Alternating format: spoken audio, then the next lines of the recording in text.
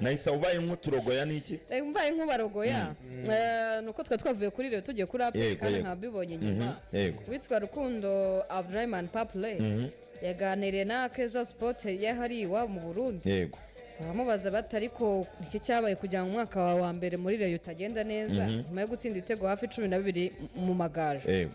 ati nahasanze kapiteni Muhire Kevin dukina ku mwanya umwe yego umutoza yamuhaye umwanya kuko yari yamutoje na 19 bakina amatsinda ya CAF Confederation Cup ati ubwo nyine ubone wafitize mukiniye y'umutoza ati niyo mpamvu umwaka wanjye utabaye mwiza woni Rukundo Paple nuko yabwiye biwabo Akeza mu Burundi ati nasanze umukinnyi w'umutoza ati nasanze umukinnyi dukina ku mwanya umwe kapiteni Muhire Kevin ari n'umukinnyi w'umutoza ati kandi umutoza wari uhari yamuhaye umwanya kuko yari yamutoje Rayon ijya mu matsinda 2010 so nibyo mpamvu atitwaye neza hanyuma umuvandimwe rero witwa Isa nashyireho iyo foto ya Memeri Raouf Dao inkuru turayifite hano imeze neza cyane uyu mukinnyi abantu bose bari kubyita gapapu Memeri Raouf Dao amakuru mfite nizeye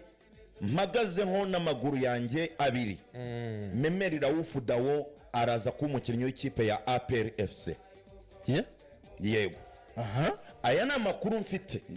Memeri Raouf Dao araza kuba umukinnyi w'ikipe ya APR FC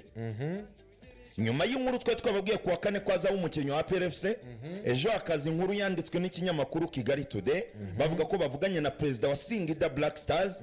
bavuga ko azaba umukinnyi wa Singida kuko yabasinyiye imyaka 3 ati byo ko yaraganira na APR nitubizi ati ntabwo tubizi ati twebwe yaradusinyiye ariko inkuru mfite mpagazeho aka kanya nijoro nkimara kuva hano nahamagawe n'umwe mu bantu tumaze kogeza match ya Chelsea na Flamengo mpamagarwa n'umwe mu bantu bakomeye cyane muri APR arambwira ati ibintu utangaje musore muto nanjye ntega amatwi tumusore muto ndabana yego rwose ati niwa finance urumva ati ibintu utangaje ntabwo ari byo ati uyu mukinnyi ni uwacu n'ikimenyimenyi muraza kumubona i Kigali muraza kumubona i Kigali ndagira ngo abafana b'ikipe ya Gadugu rero nako banzura usora nayisa nta kibazo nawe tujyane nta kibazo ati n'ikimenyimenyi muraza kumubona i Kigali aje gusinya imyaka 4 ati ibyo mwari mwatangaje mbere muvuga imyaka 4 koko ni imyaka 4 Memeri Raouf Dao uyu munyaburkina Faso amakuru ko mwari muyafite mwatarnye gute ndamubwira ninjye nahise mubwira nahise mwoherereza iriya link ya Kigali Today ahita ambwira ati Cedro arongera arampamagara kuri telefone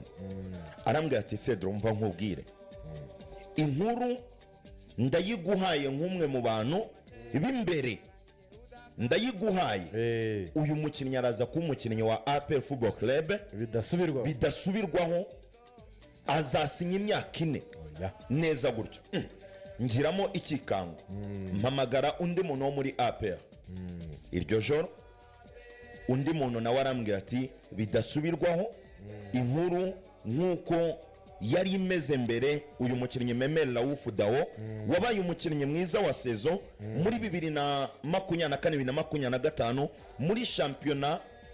yitwa Faso Foot League 1 ati umukinnyi araza ko umukinnyi wa APR bihagaze bite rero uko bihagaze uyu Memeri Raouf Dao biteganyijwe ko ari bugeri Kigali uyu munsi kuwa gatandatu biteganyijwe ko ari bwaragera hano i Kigali arabari muri +250 yego hari nayisa komerezaho nawe twumva ubivuzeho ariko koko niba ari amakuru azaba impamo nabwo byose tuzabireba kubera ko ku munsi w'ejo bari kumwe n'umwagenti we uyu Dao Memeri Raouf Dao yagiye Tanzania urumva iya kipe ya Sonabel yarangije ku mwanya wa 2 mu gihe shampiyona ya Tanzania itararangira bivugwa ko na bamwe barimo witwa Stefano wa Gadugu uri nk'undi hariya muri Burkina Faso yavuze ati ni deal yarangiye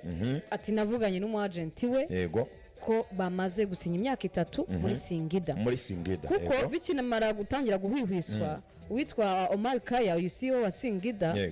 Black Stars twanyuze inyuma turamwandikira inbox kumubaza tuti uyu mukinnyi yaba yasinye ati yego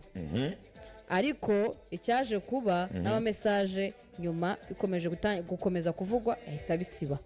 yabisibye message yo kuri WhatsApp kwa kundi ushobora kuvuga uti reka mfata aga screenshot kavuga uti nta kibazo yahise ayisiba ariko screenshot wayifashe hoya yahise ayisiba yabisibye bifatanya aboneka mu bikomeye komeza urumva abivugwa ko rero ejo yagiye muri Tanzania agiye gusoza deal ariko bamubwira ngo imyaka 3 aratangira n'ubundi yiseze itaha bategereje ko iseze irangira muri Tanzania akaba aribwo bazamwerekana nabajije nti none se urayibona nuko byagenze niyo mpamvu se amakuru tutari gutatu yabona ariko ubwino mfite ni telefone ye bikavugwa ko yagizemo akantu k'akabazo bikavugwa ko ikibazo tekinike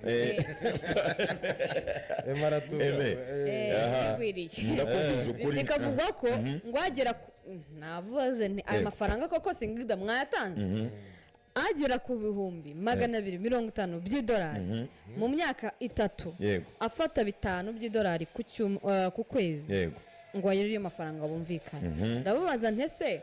aya mafaranga bayatanga ati impamvu Memer Daouf Law yaba yafashe Singida ku APR nuko Singida yatangaga signing on fee nini iri huge iremereye bitandukanye no muri APR kandi umukinnyi mu agent we yashaka ko umukinnyi aza muri APR urumva ariyo priority ya mbere ati ni ikipe ikomeye icya kabiri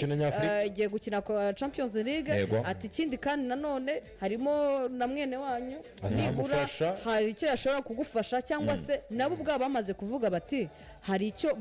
Burkina Faso turushaho hari nicyo yadufasha akaba ariyo mpamvu ngo bamwifuzaga ariko ngo APR ibigendamo gake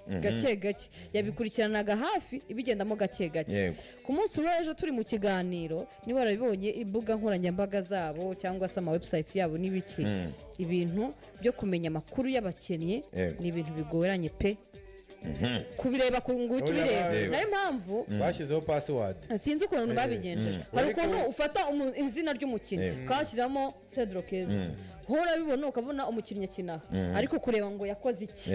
icyo kintu ntabwo kibona nk'umukinnyi rero watowe rero na association journaliste y'abishyira y'abanyamakuru hariya muri Burkina Faso bavuze bati icyo twagendeyeho nuko ari umuntu wahojejeho guhera sistangiye kugeza irangiye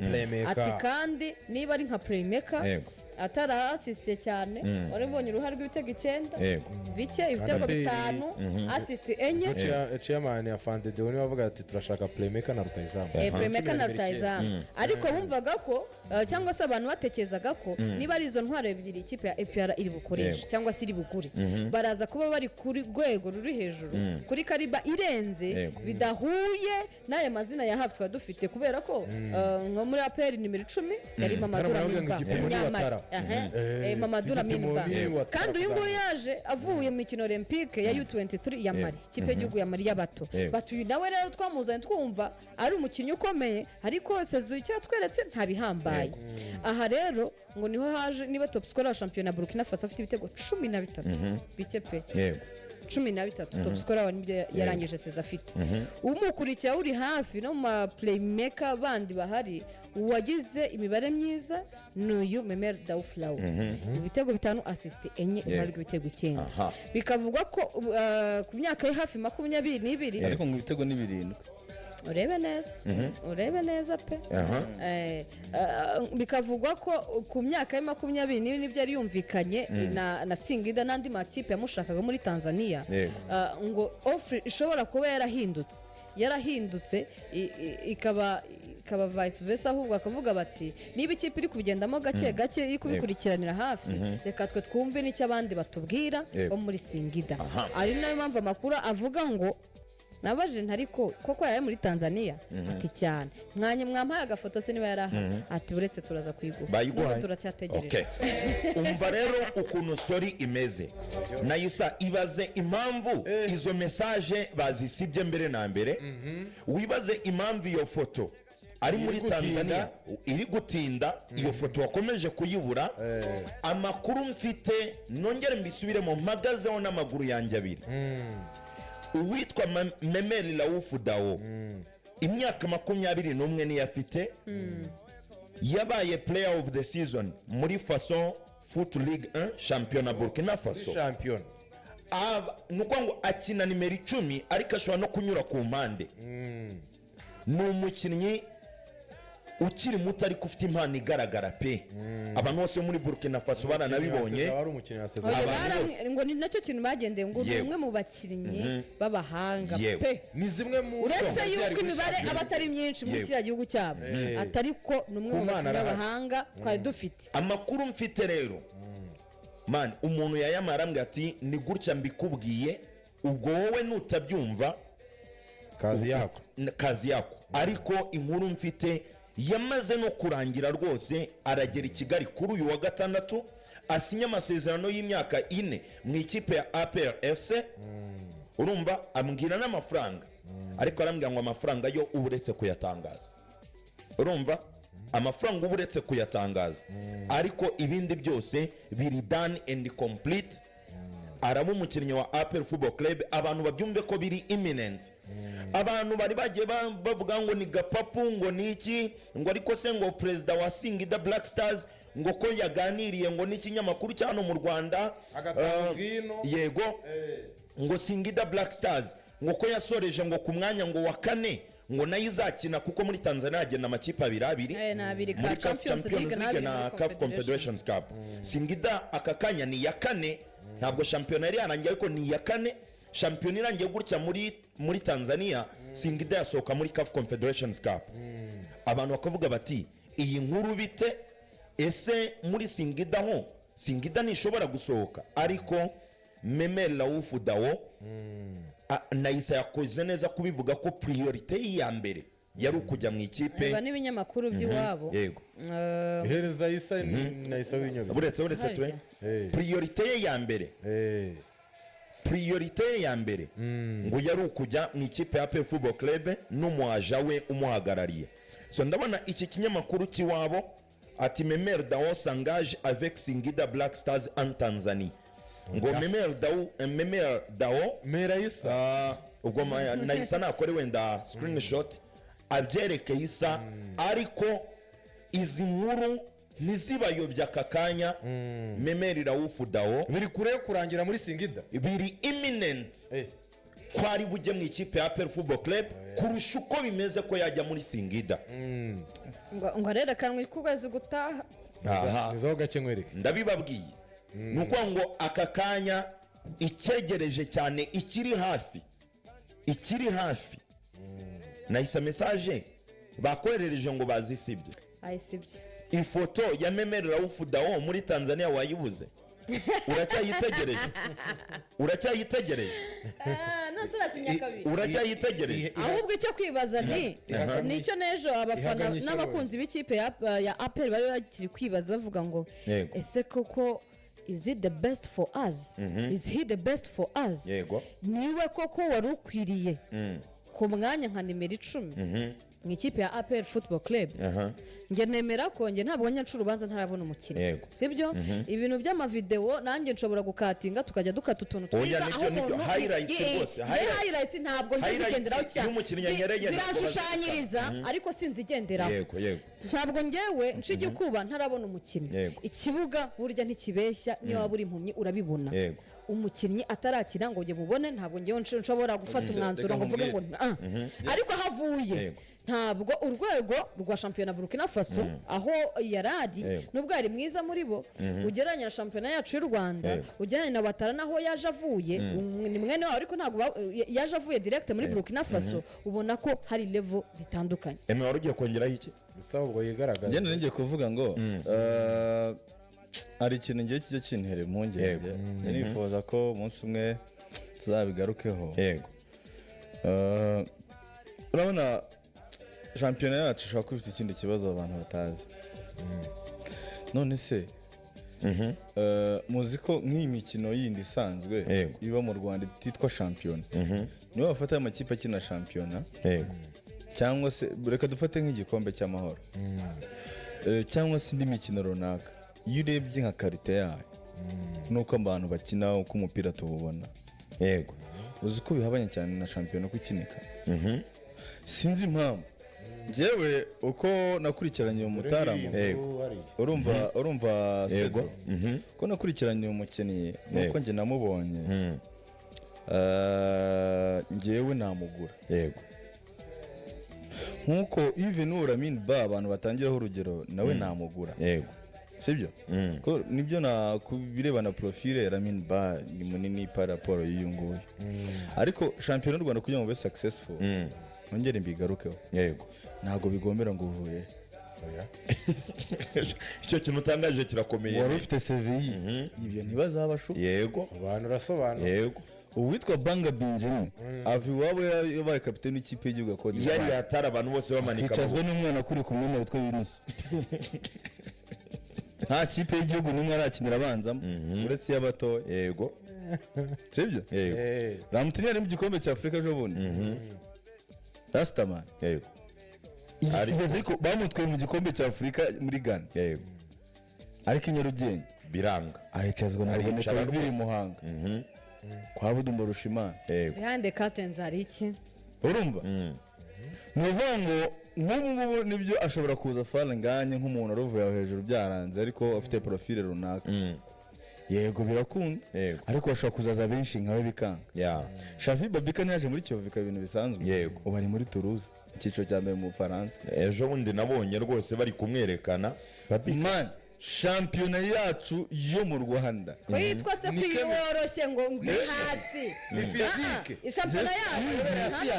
ntabwo muri za mbere muri Afrika, oya nyine ndavuga no muri South Africa twaza tuka batanga, ariko ni ibintu bidasobanutse man. Nyine shampiyona yacu igira maji yayo, akantu Emma akunda kukagaruka abantu ntibasobanukirwa, ariko niyo realite, niyo mpamvu bakubwira ngo umuntu wese azakomeye bavuga ngo ni igitangaza. Turi kuvuga umukinnyi wavuye mu kipe y'igihugu Marseille igihugu cya Matala, muri Olympic Games ntabwo bemera abakinnyi bavuye i Burayi, so bari kumwe n'uyu witwa Mahamadou Lamine Ba, yego niho yanasinyiye kontra, sibyo, yego ariko urareba statistique zukazibura, nubwo n'abakinnyi bakinana barakubwira ngo uyu mukinnyi yavuyemo turatsindwa kenshi, yego ariko hanze abantu bazakubwira ko nta mupira, yego urukumva. niyo mpamvu ndashaka kumvisha ahantu ibintu byinshi bituruka, ubajije umukinnyi wese wo muri APR hera kuri Ruboneka, hera kuri bandi bose aravuga ngo Mahamadou Lamine Ba muri Mediane travail agira, intelligence agira, ukitwa ubwenge agira, sibyo, uzamu ahusha ibitego byinshi kurusha abandi muri APR, asiga n'umuzamu akayitarutse, noneho nka making goal, noneho niyo numbers gukora cyane, iyo travail ko tutabibona mu mibare, sibyo ntanyubona, ariko aravamo usanga APR byibuze ibitego byinshi yagiye itsinda, yabitsinzwe ejo umunota 70 bavuyemo, Mahamadou man umupira wacu impungenge ngira, bano bantu bisanga muri shampiyona yacu bavuye kure baba successful gake, yego ni bake baba successful. Niyo mpamvu umusizi muziko Soropongo yaje agategeka shampiyona yacu avuye nyine ahantu hari aho hasanzwe man akaza kayitege ari abantu ba low profile, abo usanga ari high profile, gutangaza nk'uvuye Burkina Faso ashobora kuza akawutera uyu kureba ibiryo mbona afite, turabona ntabonye na turi kuri shampiyona ikinika, akabarangira ngo uyu nguyu yaza warashobora kuza agatanga umusaruro kurusha abandi bantu, kuko ikintu cyitwa nature ya ligue ni ikintu gikomeye cyane. Mu myaka yatambutse abagande benshi ntibaresesagano mu Rwanda, n'igihe kigeze abarundi bakaza bakarisisa hano mu Rwanda se yego nimba ari Cedric uje akaza aca ibiti n'amabuye nimba ari Forward nimba ari Mackenzie nimba ari ba Papi Fati nimba ari Bangama uvuye aho wese akaba ameze neza ariko nyine hari igihe kigira bana kirere kigahinduka ngo binagira ngo bana na bagenzi babo yego shampiyona mu Rwanda ni gake nzajije umukinnyi yuko nk'uyu nguyu ugize wenda nk'izo statistique mane uko twavuga ngo shampiyona buri hasi ariko buri hari ibintu by'ingenzi yego kuba ufite tara uri umukinnyi wa Athletic sibyo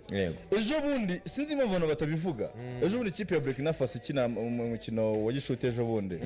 yabanje mu kibuga Ziziki yicaye man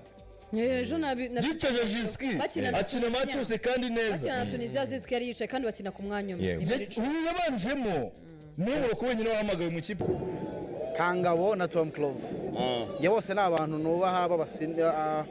Ngabo yantanze mu mwuga ngomba kumwubaha nk'umusiniya Tom twakuze tumwumva bira bintu wabyumvise kwanza icyo ni cyane nabyumvise abonye abantu babikabirije cyangwa nta gikuba cyacitse umuntu yatanze point of view yiwe turi mu gihe cya social media nta makuru menshi ahari babigize ibya danje kuko nta kintu gihari iwacu na muzika nitangira bizaceceka nta kidasanzwe kiba cyabaye n'ubundi uko bavuze ati vuga kuri Scovia hari uko wamuvuga ufite ino mikoro ari no uko wamuvuga udafite mikoro uri kumva ngabo rero icyo yakoze niko abyumva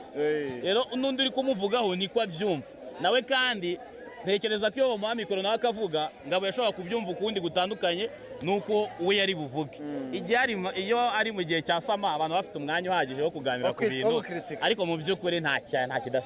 kidasanzwe mbona ngiye cyabaye buri wese yavuze ko abibona kuko dufate nk'urugero baguhaye telekomande twicaranye muri salo ushobora gukina indirimbo 5 wenda udakinyemo iya Tom kandi wenda nawe ahari abantu bagatangira bati se ntumukunda biterwa na guyu yako kanya Kigali yabamubonye umuntu yabamubonye mu kabari umuhanzi ahita bakina nyezi urumva ikintu kimwe muri societe nyarwanda tugira ikintu kimwe cyo kutabwiza umuntu kuri nyine ugakubwira umuntu ikintu kugira ngo yishime kugira umushimishe Ngabo yasubije nkawe nkaguye nkuko nanjye mbaje nasubiza ukundi ariko twakwiriye kumwubahira ko mbere ariko abibona kumva ko sinzi abantu muri comments zo kwa Clement abantu bafata ariko nubwo ukuri ngo abanyarwanda twanga ukuri sinzi impamvu abantu barebye kuri kiriya gusa niba komante kuba yaravuze ko ari umugabo mwiza uri hambo wize urugero ku bandi bose ibyo ngibyo ko batabiha agaciro bagaha agaciro noneho ibindi yavuze bindi ku bwanjye sanzwe ubwo nuko abantu bafite umwanya nyine wo kuvuga ko nta yindi event yari ubusanzwe wari umenyerewe nk'umuvugizi wa Rayon Sport Gikundiro aza kuva muri izo nshingano ubu ni umunyamakuru ahandi ariko ahura n'uwitwa Ndahiro Tycoon wikorera ikiganiro cyitwa one on one niba ari one on one niba nibuka neza amwereka amafoto menshi ati mbwira kuri aba bantu ageze kuwitwa Tom Close aravuga ati uyu mugabo muziho ibintu byinshi ariko nk'umunyamuziki ni umwe mu bantu bahawe ikuzo rirenze iryo yari akwiriye mu bigendanye n'umuziki ariko uretse ibyo nawe iryo kuzo agomba kuba yararikesheje disipurine ye uko agaragara uko yashepinze isura ye muri rubanda uko abantu bamufata ni umuntu homme de famille homme integre ni umuntu wigaragaza no mu nshingano za leta ndetse na leta irabirekonayizinga imuha inshingano zimwe mu zikomeye ashobora kuba ajya kwegera noza y'abaministers twayoboye ikigo gishinzwe transfusion sanguine sinzi ukuntu gutanga amaraso ibi byose ariko bitera polemique ku buryo abakunzi be bavuze bati ntabwo twakwihanganira umuntu uvuga ko Tom Close adashoboye umuziki n'imiziki yose yaduhaye atwara Guma Guma akorana indirimbo na Sean Kingston hanyuma arangije agaragaza ko akiri mu muziki nubwo bwose izo nshingano zose zihari ejo bundi yasohoye album nshyashya ni ibintu ngewe nkurikirana iyo ndi kumwe na ya timu yindi hari ubwo muri iyo si usanga wenda detaye ari nkeya bafite ariko ngewe ntabwo wajya kumbeshya ku bigendanye n'umuziki so wowe rero ndagusaba ngo ugire icyo umbwira kuri ibyo byavuzwe ariko nanone ungarukire ku mutambukanyi we wavuze ati burya nta muntu wakongera uburimiro ku mugabo wanjye ngo agende ntacyo mubwiye, kandi aravuga koko atanga ubutumwa ubona yuko bwari burimo n'akantu nakwita nk'agatansiyo gakoresha igifaransa. reka nkubwire ku giti cyanjye ngewe nanga kuba judgmental. Yego. ngo mbe umushinjacyaha nanakatira umuntu. Therefore ubwiza bwa Tom Close mu byo akora byose na cyane cyane muri kariyeri ye ya muzika, ingenzi ubwanjye nawe uzi ubwawe, Chris turi kumaze ubwe n'undi azi ubwe. Ubwiza bwa murumuna wanjye nkunda cyane Ngabo, umunyamakuru mwiza ufite ejo hazaza, ni ibi yaba hari uko yarengereye cyangwa se ibyo yavuze ari opinion ye, njye uko nabyumva ngewe nka Jado mfite ububasha bwo guhamagara murumuna wanjye tukaba twabiganiraho nkamubwira uko njye nabyumvishije, ariko si ibyo kuza naboneye. Ahubwo reka tujye kuri ibi bintu bitatu. Yego. Tubanze turebe kuki byaba byarabaye trend ku mbuga nkoranyambaga. Icyo ni icya mbere. Yego. Byaba byaravuye hehe. Ikindi cya kabiri, kuri iyi intervention ya Madame Tom Close uvuze nayo abantu baje kugarukaho. Ikindi cya gatatu,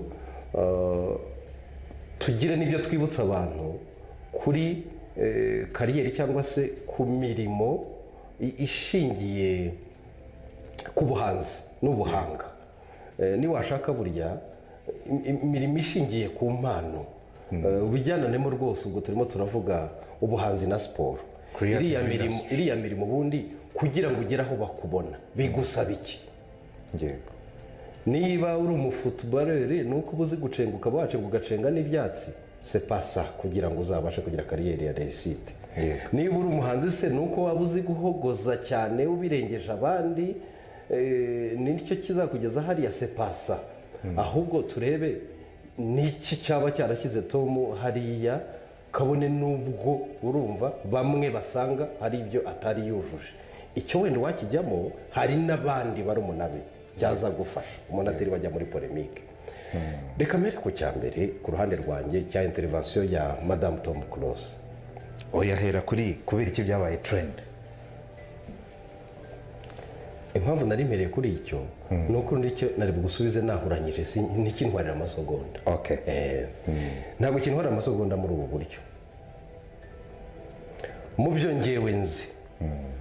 nasezeranye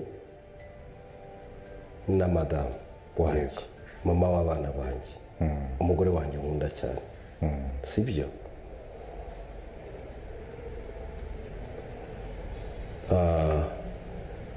Nihagira icyo wankoraho icyo ari cyo cyose kitashimishije, ujye wumva ko nawe cyamukozeho. Yego. Nihagira icyo wamukoraho kitamushimishije, ujye wumva ko cyankozeho. Nibinaba ngombwa gutabara mu bushobozi buhari, urumva urwego yakwitabaraho atarushoboye, nge ndi tayari kuza kuri umutabaraho. Yego. Urwego nakwitabaraho ntarushoboye rwose witegeka azaza kuntabara. C'est comme ça. Yego. Icyo nta kirimo kiri negative, ahubwo iyaba mu mibanire iwacu mu rugo iwacu byamera uko, ubwo bwuzuzanye bukamera uko, sibwo bwirirwa badutangariza. Yego. Igisigaye rero mu gutabara, ubutabaza azaza azanye ujya kubunenga cyangwa kugira ibyo abivugaho ibiye n'ibi. Icyo nirebera nuko sinashyigikira na busa umugore cyangwa se umugabo utiteguye kugwa aho umugore we cyangwa se umugabo we ari.